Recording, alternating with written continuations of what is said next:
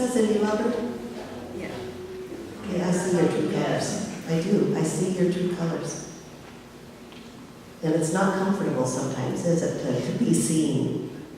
But each of us, want to be seen. We really do, even though it's pretty uncomfortable.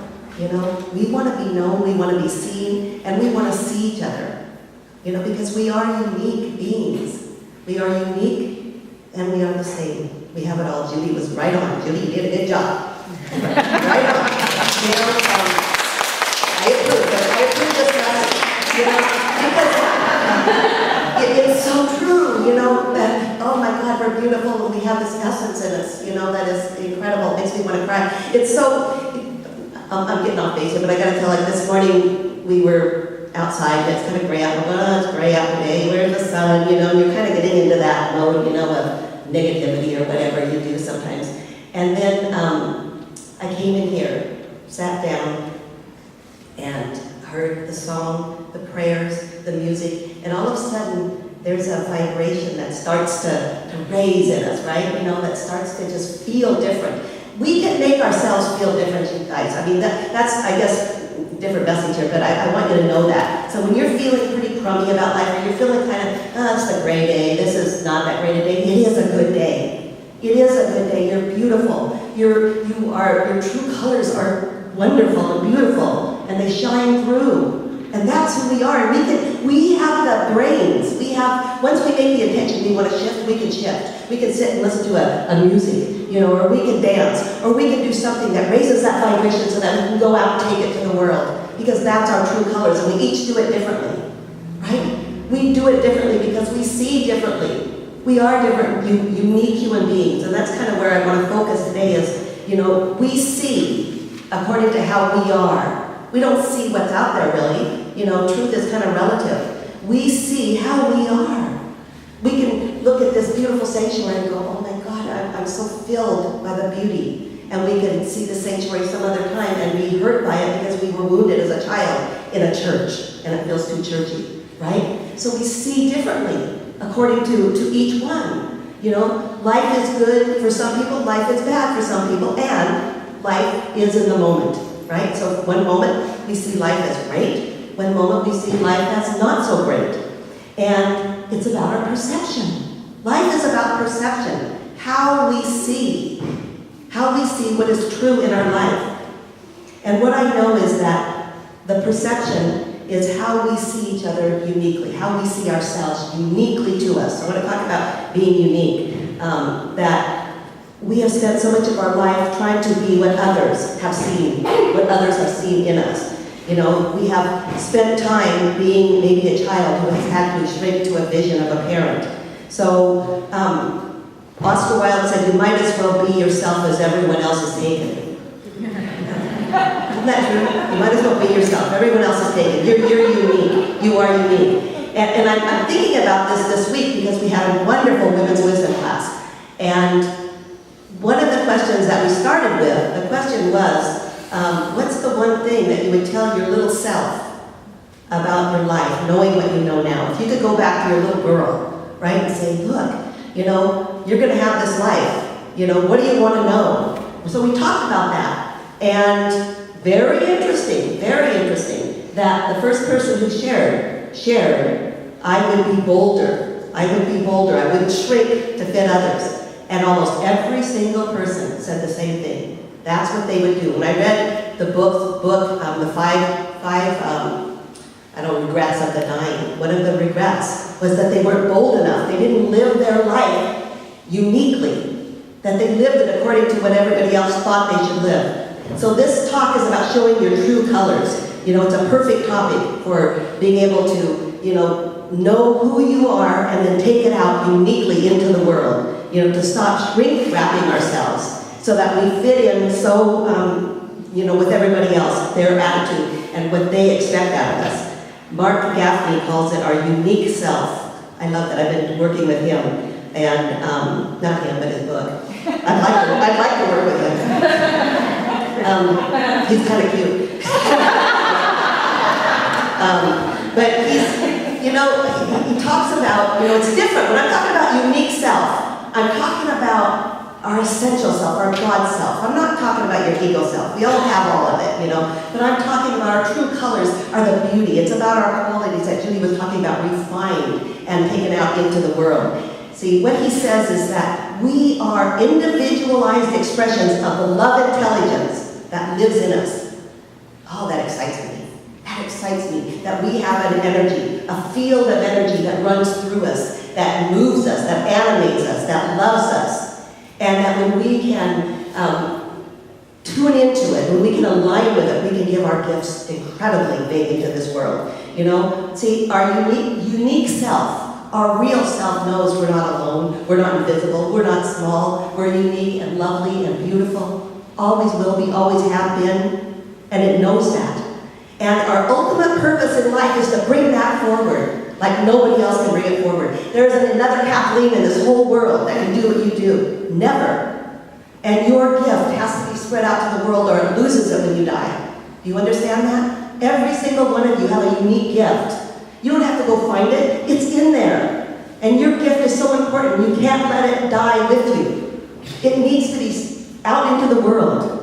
After your body's gone, it needs to live. It's an alive energy that you bring forth. It was there when you were born and it will be there after you die. You need to be able to manifest it out into the world and give it. That's your gift.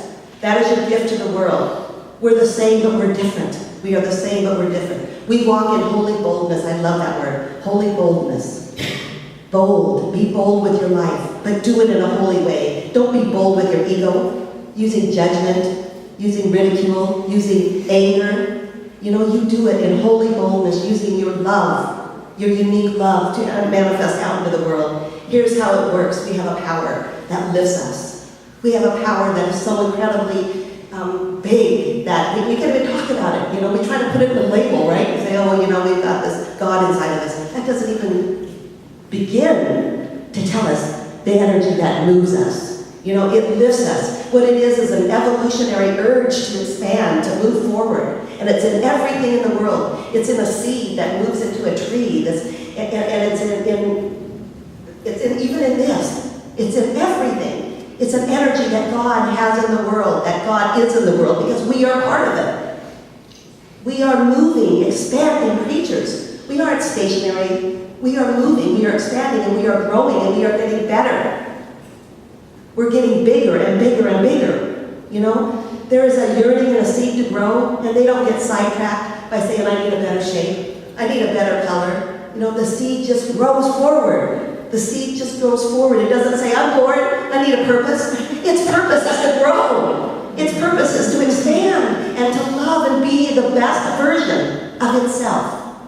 That's your job, is to be the best version of yourself that you can be. And you do that by knowing that we have the energy of God in us, that this evolutionary force aligns inside each and every one of us. And when we tune in, like we did this morning, and we listen to the videos, and we come together, and we love, and we let go of all the stuff in our head, we can feel it, and we can grow, and we can love, and we can change the world that way, you guys. That's how we do it. What do we have to do with it? Just feed ourselves with whatever it is uniquely that feeds you. If it's music, if it's dance, it is for me. If it's prayer, if it's music, if it's babies, if it's sunshine, what is it for you that brings you to your heart?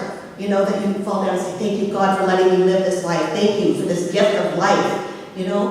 Thank you for this. What is it that makes you feel that? Because that's what this is about, See, we are a spiritual ocean inside.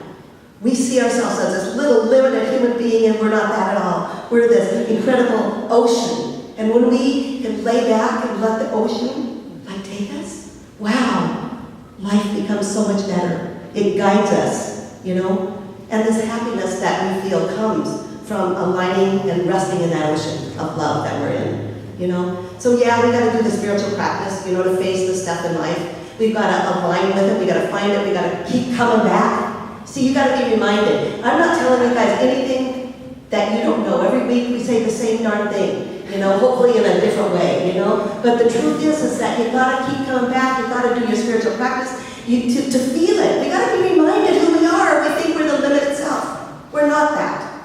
I go home and I'll forget. As soon as somebody wants something, as soon as somebody says something that hurts my feelings, I'm going to go back thinking I'm that limited self unless I have prayed up enough to know the truth about who I am, unless I have polished my rough edges. And that's what kind of this Enneagram class, I'm excited for it, because if you don't know what it's about, come and listen. It's funny, Judy and I are the same. I'm a peacemaker too. And my basic fear is loss. And I've said to Judy, it's separation from that spirit. I've always had that connection, and I say to Judy sometimes, I don't know what I'd do. I couldn't be a minister anymore. I don't know what I'd do if I ever lost my connection with God. If I lost this, I would fall apart. And that's been a basic fear of mine. That's because that's a part of the peacemaker that I am. I don't want that. And I have the same thing that Judy has, that I have to say yes sometimes more than I want to. And whatever makes you happy makes me happy. Okay, I don't have an opinion. That seems to be my unhealthy part, right? You have an unhealthy, you have a healthy, and then you have like an average. And so I can see in my life where the unhealthy has changed to the healthy by refining my qualities. So before, when I would say, oh, don't rock the boat, I'm happy if you're happy. Now I take those qualities and I realize they're unselfish and they're comforting, but I stand out and Judy always sends me out now to do all the dirty work, she says. Right? Because I've been practicing on my courage. See? That's part of this refining your qualities. We refine the things that need to be changed in our life. We refine them until we are so beautifully unique that God can use us out into the world.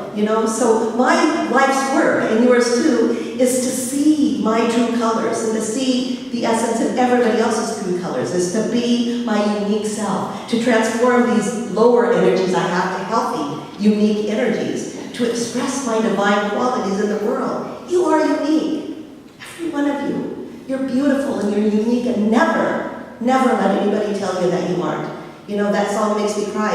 How can anybody ever tell you you're anything less than beautiful? I used to sing that. It made me cry because I remember when he was a little baby, and I forgot about this. I used to sing to him every night, how can anybody ever tell you you're anything but beautiful? We're so deeply connected to my soul. I used to sing that to my grandbaby, and I forgot about that until now. And now I look, and he's 10 years old, and he gets all sorts of heck from his parents, and they're always telling him what he does wrong and everything. And I'm remembering that song. I'm going to go home and I'm going to hug him and say, how can anybody tell you that you're anything but beautiful? Because all of us, my God, we're beautiful beings. Stand in your holy boldness. Stand in your uniqueness. You're awesome. You're very, incredible souls, but you're unique humans too. Thank you for joining us.